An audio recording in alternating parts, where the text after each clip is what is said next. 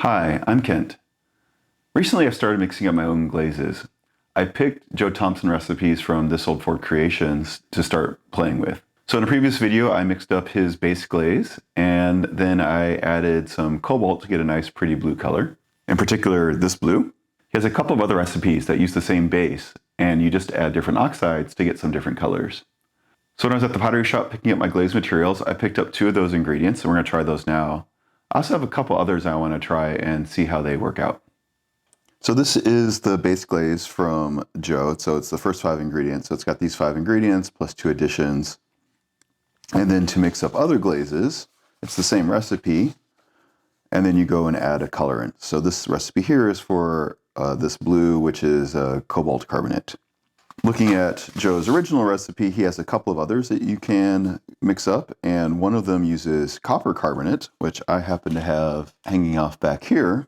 One of the other ingredients here is rutile, which I had gotten to try and make speckled clay, and I have a different video on that.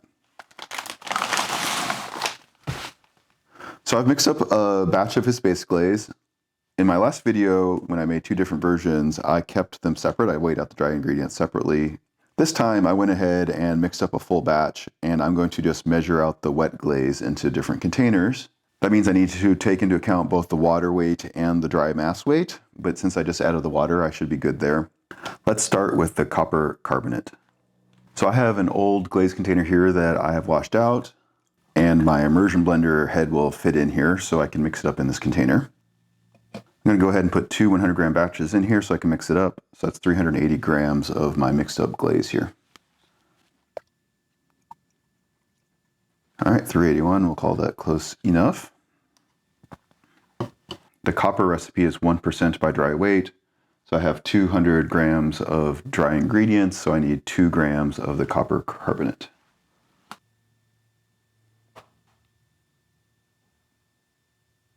All right, that's 2 grams. So I'll take that and put it in here.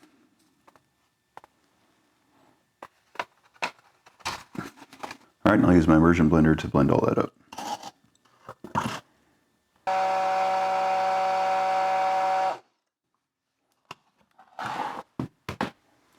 All right, that's looking good. An immersion blender is totally the way to blend up glazes. All right, set that off to the side in some water so we can clean it later. We've got a test tile here. I just labeled it 1% copper.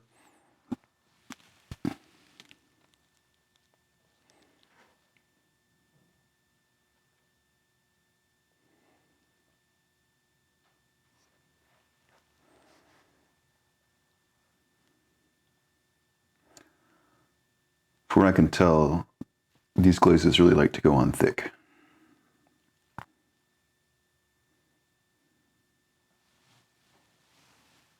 I just washed everything out and I used my immersion blender to mix up the base glaze again in case it had settled. And the 200 grams of base glaze, so the 380 grams was more than enough. So I think I'm going to shoot for just 100 grams or 190.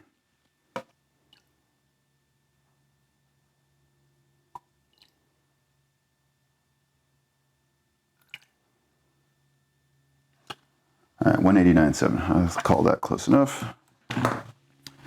And so for the rutile, I need 2 grams.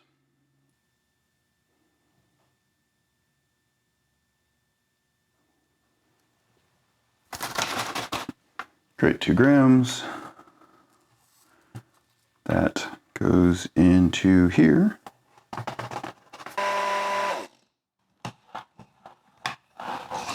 right, that seems like the right amount of glaze. All right, so we got test tile again. This one's going to be interesting. When I used the rutile in my other base glaze, the one I bought pre-mixed from the Pottery store, it basically disappeared. So I'm curious what it will do here. Now we're into the bonus rounds. I want to try ilmenite. Again, this was one of those ingredients I got to try to put into my slip to make speckled clay. It's a cousin of the rutile, so I'm wondering if it will do something similar. I think I'm going to treat it like the rutile and do 2% by dry weight.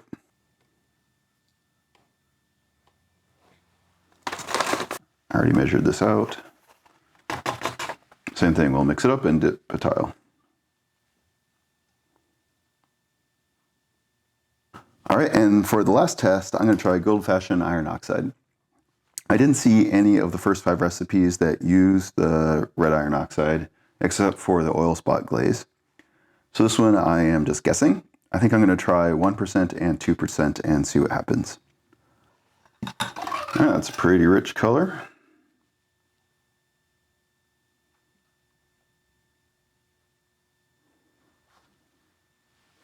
All right, there we go. Now I just used some glaze, so technically this is now less than 100 grams. But I'm going to go ahead and add another 1% to bring this up to 2% plus. I won't know exactly how much, so if I want to recreate this, I'll need to really dial it in. At this point, though, I'm just looking for kind of a rough effect of what will happen.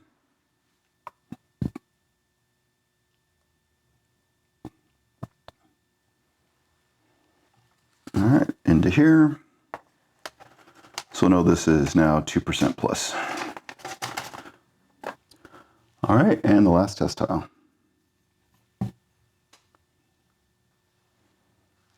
All right, here we go. Here they all are. So this is the 1% copper, the 2% rutile, the 2% ilmenite, which is a bonus, 1% iron oxide, and 2% iron oxide. Again, these two are bonuses. So these hopefully will fire like Joe's glazes, and we'll see what happens with these. I've got a glaze firing coming up, so I'm going to go ahead and put these in, and we'll show you the results. All right, here are all of the test tiles. So this is the copper one. The surface finish on this is not like the blue, so I'm thinking I might have had a problem over firing this kiln. I got closer to cone 7 than cone 6.